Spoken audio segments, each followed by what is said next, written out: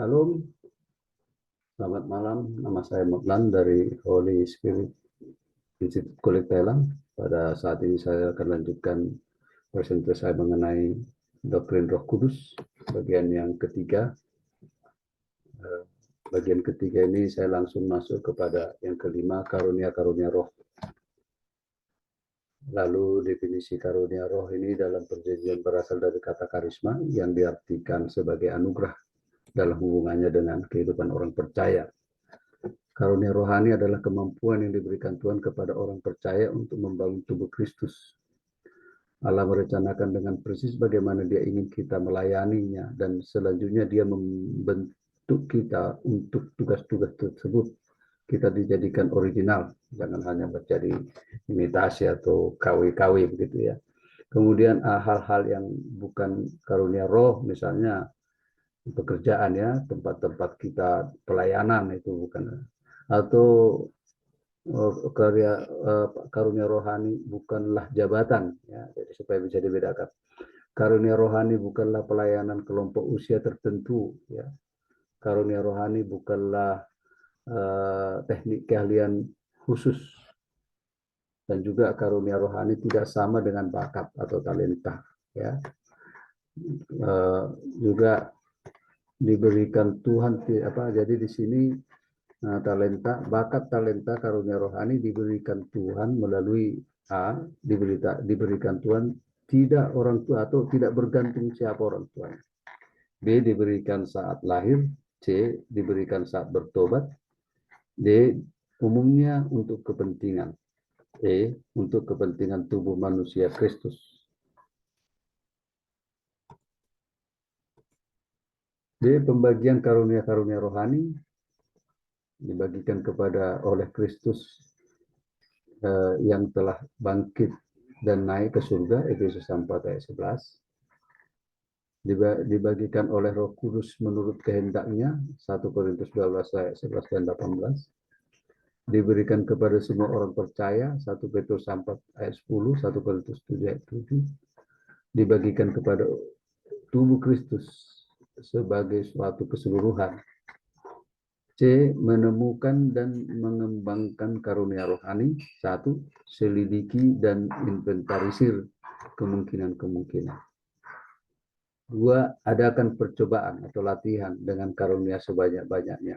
3, teliti hati, ya perasaan.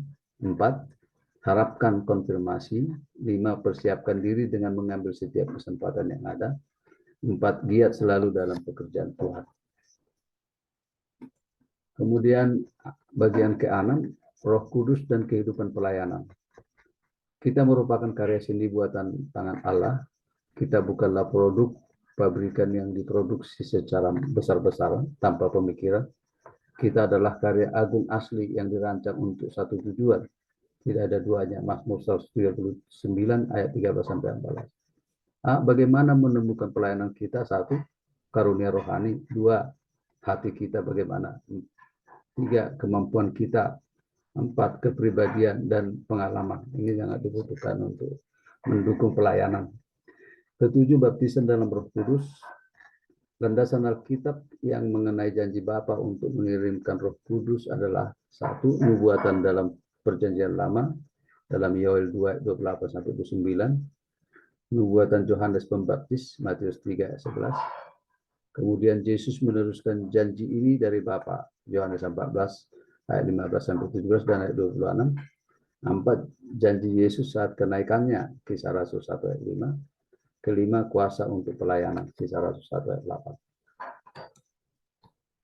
Kemudian B, tujuan dari baptisan Roh Kudus. 1, tujuan utamanya untuk kuasa dan pengurapan untuk melayani, terutama sebagai perlengkapan. Kuasa untuk menjadi saksi yang efektif bagi Injil dan bukan kelahiran kembali dan bukan pengudusan. Yohanes 16 ayat 7 dan 8, Kisah Rasul 1 ayat 8. 2, merupakan pintu masuk ke dalam berjenis-jenis pelayanan dalam roh yang disebut karunia-karunia roh.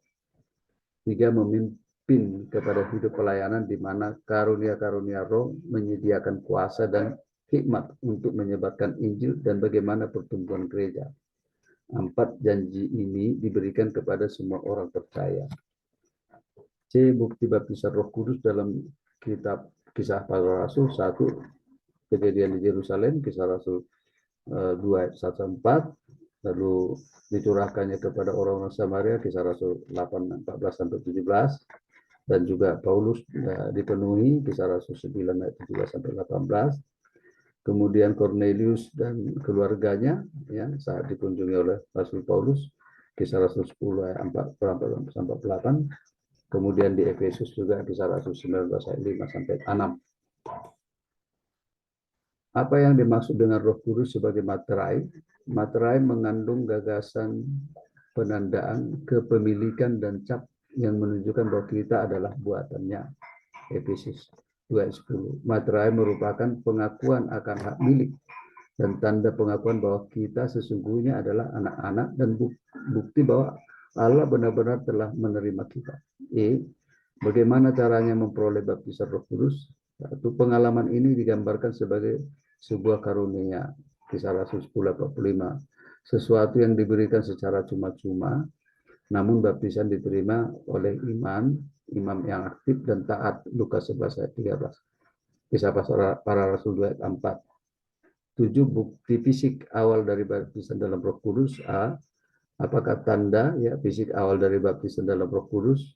Bukti yang benar-benar normatif atau tidak berubah atau tetap adalah berbicara dalam bahasa roh seperti yang diberikan Roh Kudus kepada mereka untuk mengatakannya. Kisah Rasul 2 ayat 4. Kisah Rasul 10 ayat 46, Kisah Rasul 19 ayat 6, Kisah Rasul 9 ayat 17, 1 Korintus 14 ayat 18. B. Fungsi dari berkata-kata dalam bahasa roh pribadi. Karunia berkata-kata dalam bahasa yang tidak dikenal dan ibadah pribadi mempunyai bahasa roh yang mempunyai nilai yang bermanfaat bagi kemajuan orang yang sedang berdoa. 1 Korintus 14 ayat 4.